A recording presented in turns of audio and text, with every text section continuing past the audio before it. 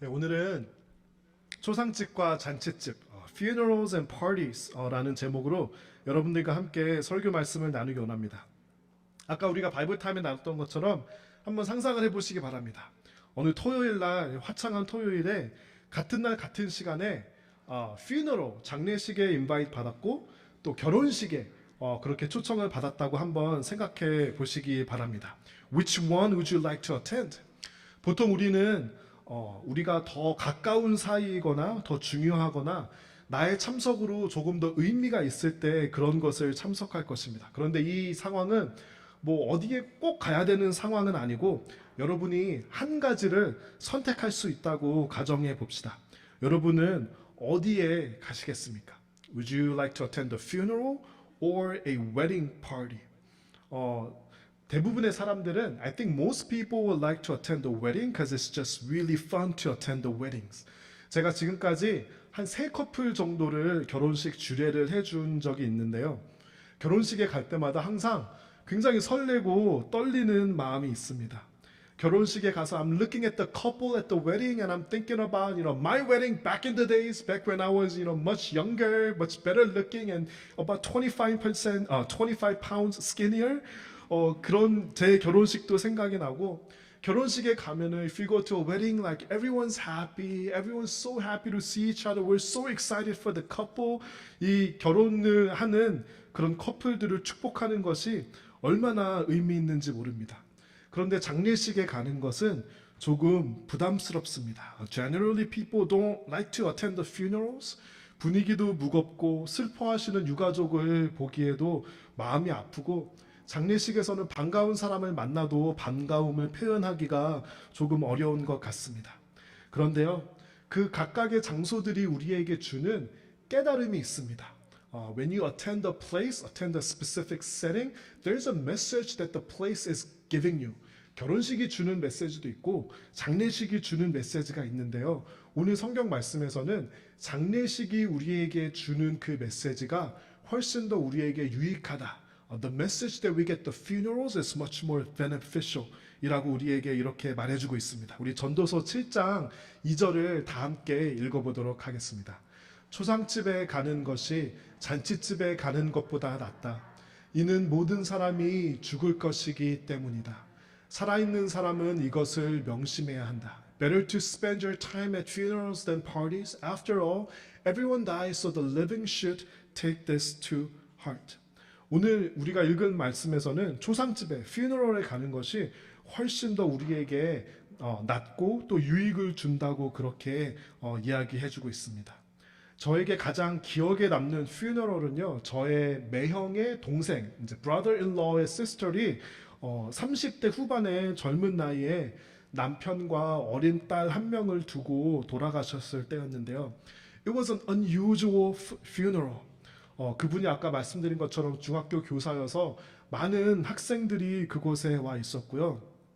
제 기억에 가장 남는 것이 무엇이냐면 제 기억에 남아 한 6살 정도 되는 어린 딸이 이제 한 명이 있었어요. 이 장례식에 가면은 people don't really speak and 그 분위기가 굉장히 무겁고 사람들이 말을 많이 하지 않는데 이 6살짜리 소녀가 어머니가 이제 돌아가셨다라는 그 사실을 6살짜리 소녀가 이걸 다 프로세스 할 수 없잖아요. 다 받아들이고 그렇게 할 수가 없잖아요. 그 아이가 사람들은 정말 많은데 너무 고요하고 조용한데 그 아이는 이렇게 뛰어다니기도 하고 웃기도 하고 울기도 하고 말도 이렇게 제잘제잘 거리기도 하고 너무 엄석하고 고요한데 그 6살 소녀의 이 소리만 들리는 그 장면이 저에게는 그 소녀의 이 목소리를 듣는 게 너무나도 마음이 아팠습니다. 장례식에 가면 우리가 무엇을 느끼게 되죠? 모든 사람은 언젠가는 죽는다. Everyone eventually passes away 라는 것을 우리가 알게 됩니다. 그런데 우리는 다 알고 있어요. We all know the fact. 그런데 우리가 그거를 지식으로는 알고 있는데 그 지식이 우리의 마음까지 가지 못하는 것 같아요. Sometimes the farthest distance is the distance between your head and your heart. 알고는 있는데 그 지식이 우리가 살아가는 방법에 대해서 영향력을 끼치지는 못해요. The knowledge of death that we know all about does not really impact and influence the way that we live our lives. 사람은 금방 잊어버립니다. 그래서 우리는 리마인더가 필요한데요. 장례식에 가는 것이 무엇이냐면 그 리마인더이라고 성경에서 우리에게 이야기해주고 있는 것입니다. 우리는 그냥 살아갑니다. 마치 죽음이 일어나지 않을 것처럼 살아가는데 장례식을 통해서 나에게 주어진 시간이 한정되어 있지. 그리고 그게 언제가 될지 on average 평균적으로는 알아요. 그런데 우리는 정확하게 나에게 남은 시간이 얼마인지는 알지 못합니다. 그러면 그 메시지는 우리에게 질문을 하게 합니다. 그러면 나는 어떻게 살아야 하지? When you go to funeral, the funeral is asking you a question, and the question is, how now shall we live? 제가 미국에 처음 왔을 때 다녔던 교회가 그 샌프란시스코 조금 북쪽에 노바토라는 작은 중소도시가 있는데요. 거기에서 제가 처음으로 신앙생활을 하기 시작했습니다. 한 성도가 30명 정도 모인 아담한 교회였는데요. 그곳에서 섬기시던 담임 목사님이 IRS에서 굉장히 오래 근무하셔서 이제 똑똑하시고 열정도 많으시고 영어도 잘하시는 굉장히 열정적인 목사님이셨어요. And the senior pastor made a big decision. The senior pastor decided that he's not going to speak for the main service, for the adult service, and he, gave the pulpit, the sermon to another pastor, and he decided to spend 3 months with the youth group doing a Bible study. 저 아까 보여드린 How Now Shall We Live라고 찰스 콜슨이라는 사람이 굉장히 미국 정치에서 유명한 사람이었는데 이 사람이 쓴 저 책을 가지고 담임 목사님이 중고등부 한 5-6명 학생들이랑 성역 공부를 하겠다고 그렇게 발표를 하셨습니다. 제가 아까 이 목사님을 표현할 때 I described the senior pastor as very passionate, very energetic. 제가 이거는 굉장히 순화해서 좋게 표현한 것이고요. 지금 볼 때는 그런데 그 당시에 중고등부 학생들의 입장에서는 이 목사님이 약간 투머치였어요. 성역 공부를 하면은 어른 예배보다 늦게 끝나서 부모님들이 항상 기다리고 계세요. 그리고 이 목사님이 바이블 스터디를 하는데 미리 한 챕터씩 the pastor asked us to study ahead. 그리고 한 사람당 한 페이지씩 서머리를 해서 오라고 그렇게 목사님께서 말씀을 하셨어요. 저희는 정말 싫었어요. 이 학교 공부도 공부 제대로 안 하는데 교회 바이블 스터디를 예습을 하라고 이거를 정리를 하라고 그런데 그 목사님이 너무 무서우셔가지고 좀 사람이 부담스러우면 어떤 사람의 열정이 뛰어나면은 끌려가게 되어 있잖아요. 저희가 끌려가서 그 How Now Shall We Live라는 그 책을 가지고 바이블 스터디를 했습니다. 제가 그 바이블 스터디 내용이 기억날까요? 기억나지 않을까요? 네, 여러분의 기대와 예상대로 별로 기억나지 않습니다. 그런데요, 그 책의 제목이 제 마음에 남았어요. How now shall we live? 그러면 나는 이제 어떻게 살 것인가? 저는 이 How now shall we live라는 저의 타이틀에서 저의 마음속에 가장 스피크한 I think the most important word in that sentence and that question is the word now. 그러면 이 성경 공부를 마치고 우리가 하나님에 대해서 조금 더 깊이 알게 되었으면 그러면 우리는 이렇게 하죠. 우리는 이제 성경 공부 끝났으니까 너무 좋다. 우리는 막 파티하고 저녁 먹고 커피 마시고 너무 좋았어 이러고 마치는데요. 저 책의 질문이 이 성경 공부가 끝난 다음에 After I was done with the Bible study, that question kept on lingering in my heart. How now that I'm done with the Bible study, how now shall we live and how now shall I live? 이 질문을 우리에게 던지고 있는 것입니다.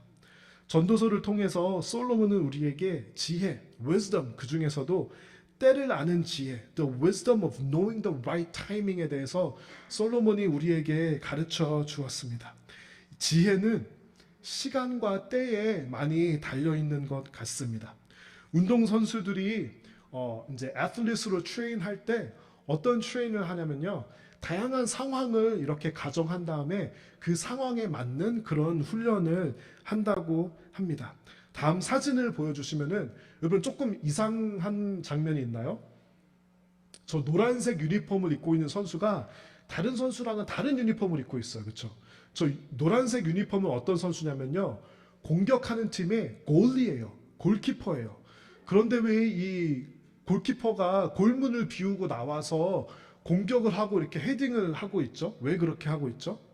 이거는 굉장히 특별한 스페시픽 그런 상황인 거예요. 그런 타이밍인 거예요. 예를 들면은 elimination 게임이에요. 이기지 않으면은 뭐 한 골을 더 먹고 마는 거는 상황이 없어요. 지면은 집에 가야 돼요. 그리고 연장전에 정말 짧은 한정된 시간이 나왔을 때 골문을 비우고 나와서 이렇게 공격을 하는 경우가 가끔 있습니다. 저 선수의 behavior를 determine 하는 것은 나의 포지션이 아니라 그 시간이에요. 그 상황이에요. A specific timing, different players will do different things based on the trainings that they have received. 우리는 믿음이라는 이 스포츠를 뛰고 있는 이 경주를 뛰고 있는 선수입니다. 그렇죠? 우리는 이 경기가 정확하게 언제 끝날 줄은 몰라요. In many sports, the players know exactly when the game will end. 그래서 언제 끝날지 알고 있으니까 골키퍼가 나와서 공격하는 그런 상황도 가끔 벌어지는데요. 우리 성도들은 우리의 믿음의 경주가 언제 끝날지는 정확하게 알지 못합니다.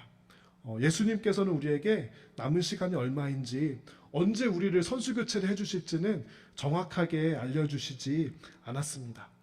제가 운동하는 거를 좋아하는데요. 운동을 하다 보면은 다양한 종류의 선수들이 있다라는 것을 알게 됩니다. There are many different kind of players or athletes when it comes to sport. 가장 첫 번째는 게으른 천재가 있어요. 운동을 정말 잘하고, you are so gifted in the sport, but you're kind of lazy. You don't really train for it. 게으른 천재가 있고요. 또 어떤 선수는, 어떤 플레이어는 연습은 정말 열심히 하는데 실전에서는 실력 발휘를 못하는 그런 선수들이 있어요. 그리고 개인기는 어떤 퍼스널 스킬은 뛰어난데 팀 플레이는 잘 못하는 사람도 있고 화려하고 주목받지는 못하지만 묵묵히 팀이 필요로 하는 그런 플레이를 하는 선수도 있습니다. 그러면 저는 운동할 때 어떤 선수일 것 같아요? 게으른 천재는 아니고요. 저는 어떤 종류의 애슬릿이냐면요. 저는 저의 체력 안배를 하는 선수예요. I never give 100% because I want to play a long time. I only use up to only about 70 to 80%. I don't really give 100%. 저는 어떤 느낌을 좋아하냐면요. 내가 한 7, 80% 정도 해서 이기는 그 느낌을 굉장히 좋아해요. 여유로운 약간 그런 느낌? I don't really give 100%. I only try to use 70 to 80% so I can sort of manage my energy throughout the game. 제가 어느 날은 코트에서 열심히 뛰고 있는데 코치가 저를 불러요. 코치가 저를 부르더니 코치한테 실제 있었던 일이에요. 코치가 저한테 이렇게 부르는 거예요. The coach called me and he said, "It is your job to give 100% on the court. And when you are low on your energy and stamina, it is my job to take you out of the game so you can recover. So when you're on the court, give 100%. When you are, when you are not at your, full capacity, I will take you out. Don't worry about it." 코치가 이렇게 얘기를 하는 거예요. 코치로서의 내 역할은 선수들이 체력이 떨어지면은 다시 회복할 수 있게 빼는 것이고 선수의 역할은 코트에 있으면 100% 힘으로 플레이하는 것이다라고 하는 거예요. 저는 근데 제가 똑똑하다고 생각했어요. 체력 분배를 잘하는 똑똑한 선수라고 생각했는데 코치가 저한테 그러는 거예요. 만약에 모든 플레이어들이 너처럼 생각한다고 생각해봐. If all the players are only playing up to their about 70 to 80%, do you think that team can win? 제 생각에 아닌 거예요. 그렇죠? 제가 이것을 생각을 하면서 사람이 보통 이렇게 운동 경기를 할 때 뛰는 그 자세가 우리의 삶을 사는 자세와 매우 비슷하다라는 그런 생각을 해보게 되었습니다.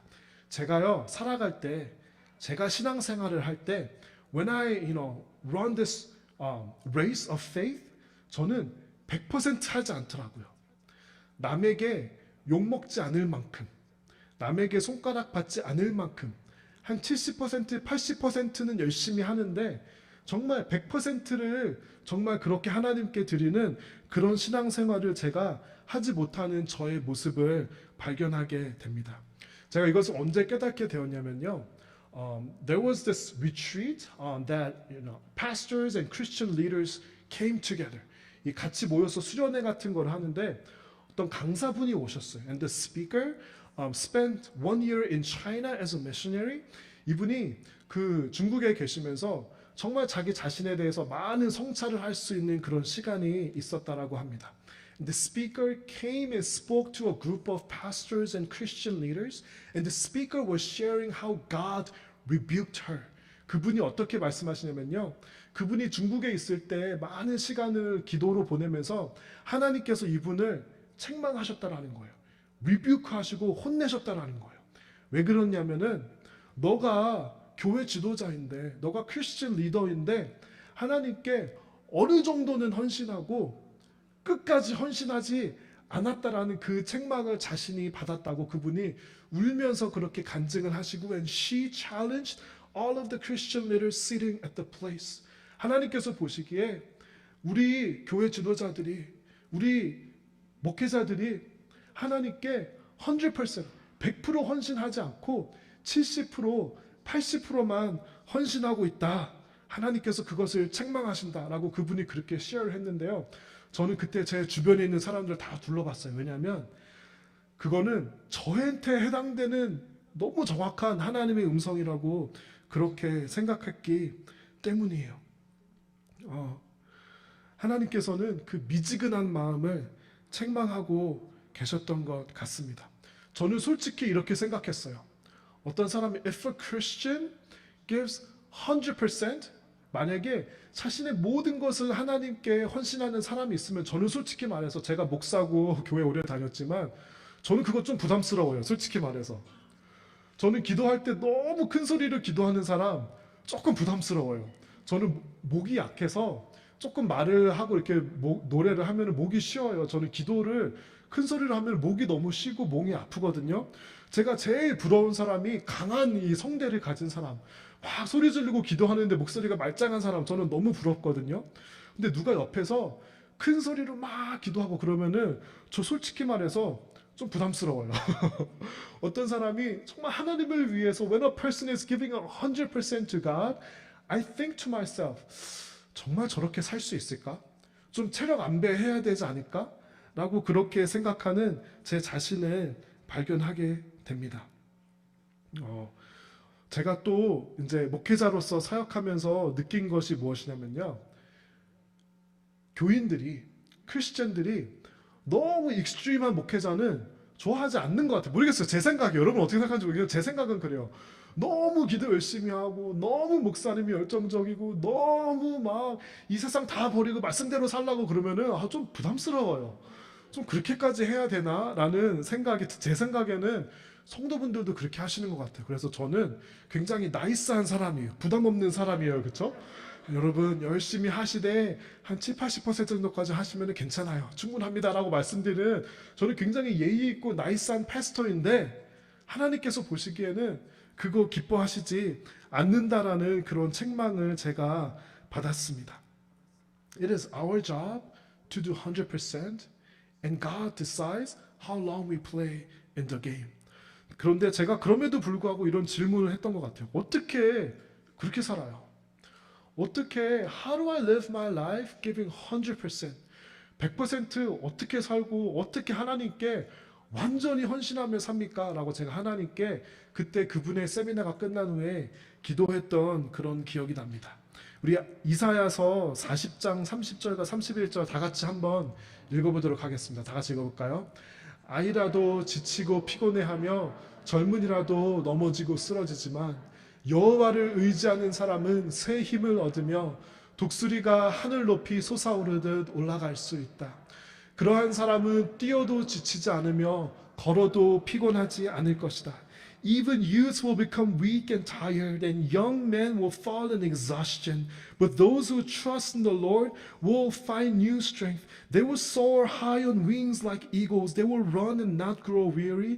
They will walk and not faint. 여러분 이 말씀이 어떤 의미인지 여러분 마음에 와 닿으셨습니까? 사람의 힘으로 뛸 때는 그렇게 하나님께 100% 헌신하면요 지쳐요. 우리의 열심을 하면 지치는데요. Those who trust in the Lord, 여호와를 의지하는 사람은요 새 힘을 얻게 되고요. 독수리가 하늘 높이 이렇게 올라가듯이 올라갈 수 있고요. 뛰어도 지치지 않고 걸어도 피곤하지 않을 거라고 이 성경 말씀에서 우리에게 말해주고 있습니다. They will run and not grow weary, and they will walk and not faint.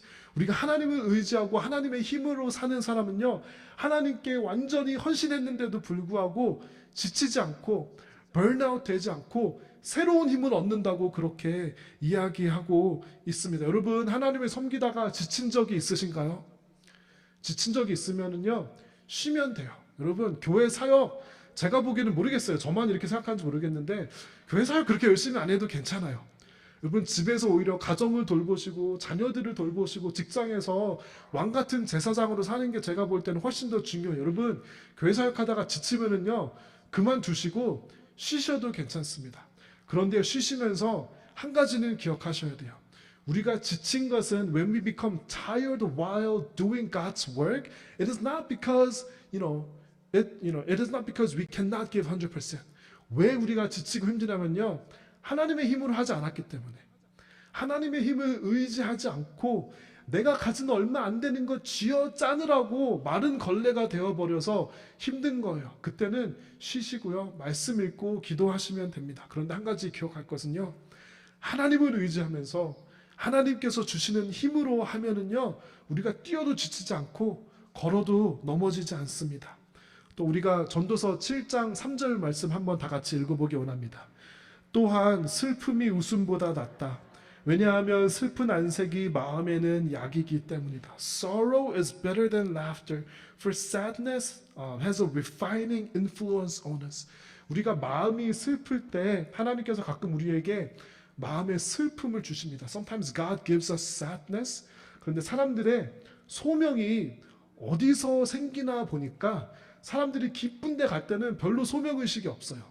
사람이 정말 마음 아프고 슬픈 것이 있을 때 God oftentimes uses that sorrow to give a new meaning and a new calling in our lives. 저는 이 3절 말씀을 읽는데 한 찬양의 가사가 생각이 났습니다.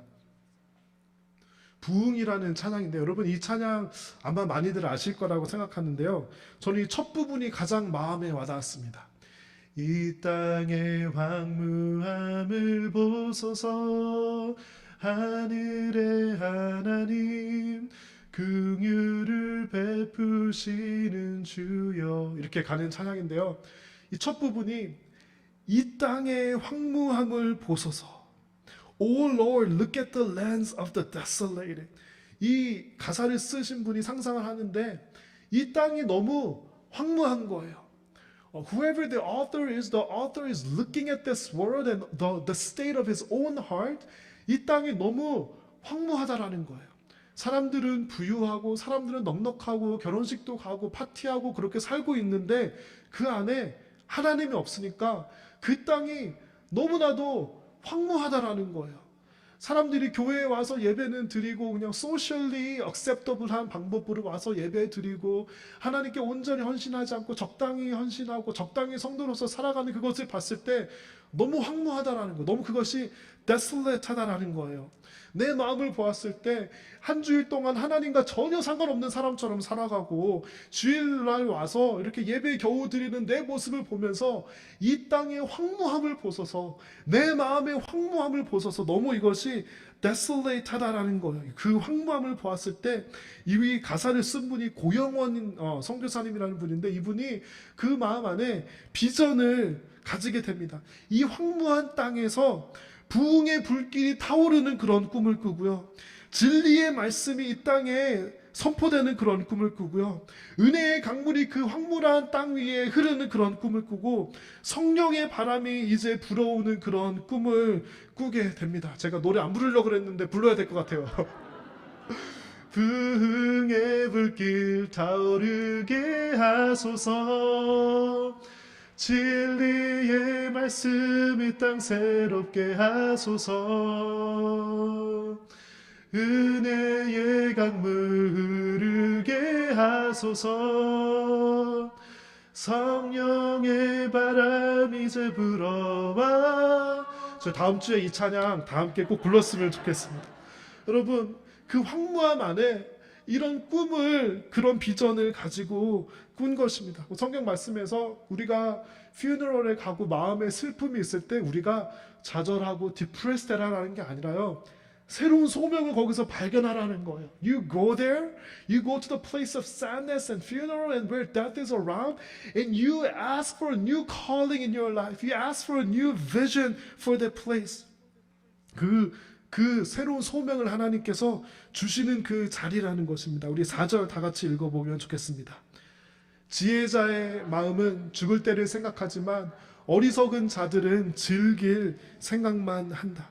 지혜자의 마음은 죽을 때를 생각한다고 하는데요, 왜 죽을 때를 생각할까요? 우리가 그것을 생각해야 어떻게 살아야 할지, 어떻게 살 수 있을지 그것이 풀리기 때문입니다. 삶을 즐기는 것 절대 나쁜 게 아닙니다. 우리가 재충전하기 위해서 즐길 수 있는데요, 이 성경에서 말하는 게요, 즐길 생각만 한다.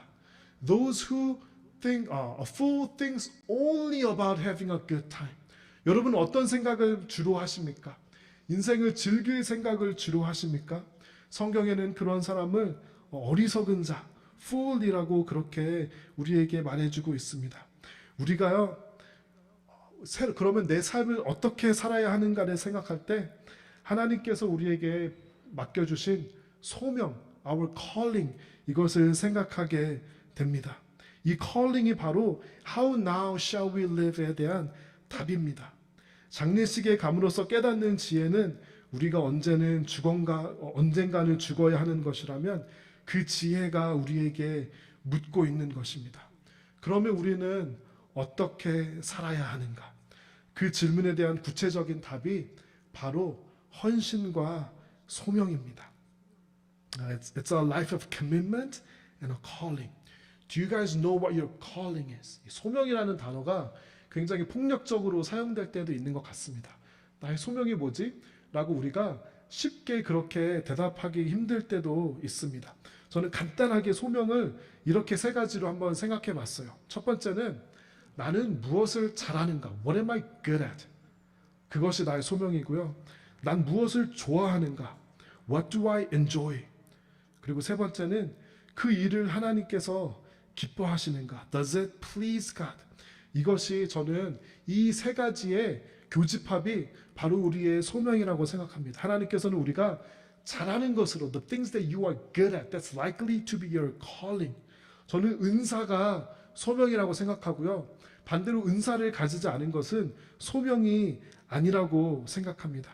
그리고 하나님께서는요, 우리가 그 일을 좋아하는가, 인조이하는가, 좋아함으로써 오랫동안 할 수 있는가, 하나님께서는 그 좋아하는 마음을 주셨고요. 내가 잘하고 좋아하는데 그것이 다른 사람에게 해를 끼치고 하나님 말씀과 반대되는 거면 안 되죠. Does it please God? 이것이 바로 우리의 소명이라고 생각합니다. 우리의 남은 시간을 우리는 어떻게 살아야 되죠? 소명을 가지고 살아야 돼요. 삶을 인조이하고 내가 좋아하는 것만 또는 내가 즐기는 것만이 아니라 이 세 가지가 모인 그 소명을, 그것이 살 때 우리가 소명으로 산다는 것입니다. 제가 오늘 사실은 테니스 라켓을 들고 오려고 그랬어요. 제가 요즘은 테니스를 안 쳐봤는데 예전에 테니스를 제가 조금 쳤거든요. 테니스를 칠 때 그 느낌이 있어요. 느낌이 무엇이냐면 라켓에 중간에 딱 맞는 그 느낌이 있어요. 그것을 스윗 스팟이라고 그래요. 중간에 그 테니스 라켓의 중간에 공을 맞추면은 공이 힘있게 내가 원하는 대로 쫙 나가거든요. 우리가 그러면 삶을 살아갈 때 어떻게 살아야 될까? 그 스윗 스팟으로 최대한 나의 컬링에, 나의 소명에 가깝게 살아야 되겠다라고 그렇게 생각을 해보았습니다. 우리가 이 전도서를 솔로몬이 묻고 예수가 답하다. Solomon asks, then Jesus answers. 이 프레임으로 생각을 해보았는데요. 그러면 예수님은 어떻게 이 소명으로 사셨지? 라고 생각을 해보니까요. 여러분, 예수님께서 언제 그 퍼블릭 미니스트리를 시작하셨죠? 30살쯤에 Jesus started his public ministry when he was about 30 years old. And how long did his public ministry last? About 3 years. 예수님께서는 3년이라는 시간 안에 자신의 소명을 온전하게 사신 분이십니다. 예수님께서는 시간을 낭비하지 않고요. 예수님의 삶을 제가 복음서를 이렇게 읽어보니까요. Jesus clearly knew that he didn't have a lot of time. Jesus's life was clearly driven by his calling. 예수님께서 우리 조금 쉬자. 우리 조금 즐기자. 우리 조금 제자들아, 우리 조금 여행 가서 우리 수련회 하자. 예수님께서 그런 적 없으세요. 예수님께서는 자신의 소명이 무엇인지 정확히 아셨고 나에게 남은 시간을 소명으로 정확히 살아야 한다는 그런 urgency가, 그런 긴박함이 있으셨던 것 같습니다. 그리고 예수님께서 돌아가실 때 뭐라고 말씀하셨냐면요. When he passed away, he said, "It is finished." 다 이루었다. 저 말은요. 자신의 소명이 무엇인지 분명히 알고 있는 사람만이 할 수 있는 말이에요. 그렇죠? 나 이거 못했는데, 나 저거 했어야 됐는데, 즐기지 못한 인생이 아깝다. 예수님 그러지 않으세요. 다 이루었다. It is finished. 그러면 우리 그리스도인들은 어떻게 살아야 되죠? 우리는 우리의 소명대로 사는 것입니다. And we Christians, we need to give our 100% with the strength that God gives me. 우리 그리스도인은요, 너무 이렇게 시간이 널널하게, 너무 인조이하는 것에 집중하면서 살 수가 없습니다. 저는 그렇게 어떤 urgency를 가지고 우리가 절박함을 가지고 살아가는 그 삶이 필요하다고 생각합니다. 우리 성도는요, 얼마나 오래 사느냐, 얼마나 즐기느냐, 이 짧은 시간 동안 제가 이거 아까 보여드렸죠. 우리 성도들은 이 짧은 시간 동안 내가 어떻게 사는지만을 집중하는 사람이 아니라 내가 정말 절박하고 간절한 심정으로 오늘 하루를 내가 주님을 위해서 소명대로 어떻게 살아야 할까, 이것에 집중하는 사람이라고 생각합니다. 그런데요, 오늘 그래도 조금 좀 너무 우울하고 힘든 이야기들을 많이 나눴는데요. 우리가 매주 예배를 시작하면서 외우는 사도신경이 있죠. 여러분, 사도신경이 어떻게 끝나는지 여러분 기억하시나요? 사도신경은 이렇게 고백합니다. 몸이 다시 사는 것과 영원히 사는 것을 믿사옵나이다. 아멘. 제가 느낌표를 찍었어요, 저기다. 왜냐하면 우리는 그냥 이거 긴 거 외우느라 외우는데, 진짜 생각해 보면요, 우리가 이 세상에 살 동안 정말 소명에 붙잡혀서 우리의 컬링대로 하나님께서 원하시는 그 삶을 살아가는데, what do we believe? We believe in the resurrection of the body, and we believe that we are going to live this life everlasting. 그렇죠? 우리는 그 영원한 삶을 살아갈 수 있기 때문에 이 삶에서 때로는 힘들 수도 있고, 때로는 지칠 수도 있고, 조금 덜 즐길 수도 있지만 소명에 붙들린 삶, 우리가 그 urgency를 가지고 하나님께 절박함으로 오늘 하루를 하나님께 올려드리는 그런 삶을 살 수 있는 것입니다. 우리의 오늘은 다시 돌아오지 않고요, 우리가 어떤 마음으로 예배드려야 할까요? With what kind of heart do we worship? 제가 솔직히 말해서 목회자로서 이런 마음이 있어요. 다음 주도 있으니까 좀 이번 주 설교 못하면 다음 주 잘하면 되지. 조금 오늘 잘 못하면 다음에 하면 되지. 그런 마음이 솔직히 제 안에 있어요. 그런데요, I think that we Christians, we need to worship as if this is our last worship. 이 예배 시간은 다시 돌아오지 않고요, 오늘 이 시간은 돌아오지 않아요. 그래서 다음 주에 하면 돼, 내년에 하면 돼, 좀 더 크면 하면 돼, 돈 많이 벌고 하면 돼, 집 사고 하면 돼 하는 그 마음은 전도서에서 알려준 지혜자의 마음이 아니라 어리석은 사람의 마음이라고 생각합니다. 저는 마음 안에 이 urgency가 있습니다. 마음 안에 절실함이 있고요, 이 긴박감이 있습니다. 우리는 just another church가 되면 안 되겠다. 나는 그냥 just another pastor, just another Christian이 되면 안 되겠다.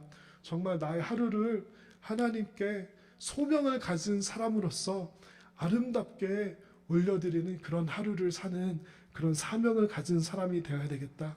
그런 자세로 우리가 하나님께 예배드려야 되겠다라는 그런 마음을 가지게 됩니다.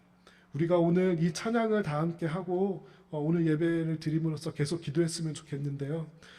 이 찬양에서 이렇게 고백합니다. 나는 믿네 주의 능력으로 내 삶 새롭게 되리. 나는 믿네 주의 능력으로 담대히 나아가리라. 주와 함께 싸워 승리하리라. 날마다 믿음으로 나 살아가리. 우리 찬양팀 나와주시고요. 우리가 날마다 믿음으로 살겠습니다 고백하면서 이 찬양 다 함께 하기 원합니다.